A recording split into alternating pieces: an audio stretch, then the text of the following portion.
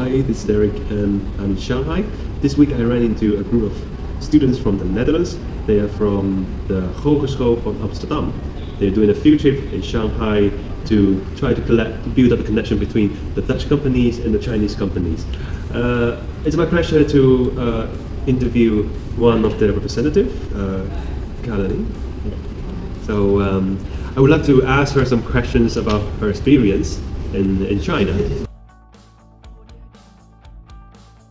I think it's a really nice city. We're from Amsterdam, so we are quite used to the crowdiness, but it's still quite heavy to see how the cars and the traffic is arranged. Because at one side we have like this huge highways and are like bridges and really high. We don't have it in the Netherlands. But on the other side, it's really unorganized. People are rushing through each other all the time. So that seems really unsafe for us.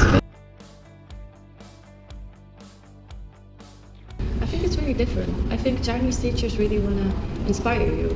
Okay. And in Holland it's more like read a book, do this, do that. And here it's more like on what level are we, where are we going, and how can we get there. And so sometimes they get the program slower so that we can get by. Like with Chinese, it's quite hard for us. And sometimes they fasten it or they make us do creative things because there's time for it. Okay. Today we made like masks. Yeah. They're good at masks? Well, like masks, as in the facial the from the operas. Oh, it's nice. classes. Yeah, they're very. I think it's better than my school, than our lessons. Mostly because you can see that they actually know what they're talking about. So we have some teachers that they say they do, but they actually don't, and they try to learn the people about how successful you will become when you're doing this, but they haven't actually achieved anything. Like It's the life. yeah. Okay. I went to Suzhou for a meeting at the Med Park, and I got to speak to some people there, and they were in pretty high functions, but they didn't speak English, most of them. So they were talking Chinese all the time, and I was trying to, but I couldn't really engage in a conversation, of course. And they had these tea ceremonies and stuff, and when we tried to talk about business, they were just like, oh, let's go for lunch first, let's go this first. So they didn't really want to talk about it, which was pretty fun, actually. And then once they were like, oh yeah, you could open your office here, okay, and went on, as if it was nothing. So that I was like, did this really happen? It was really different.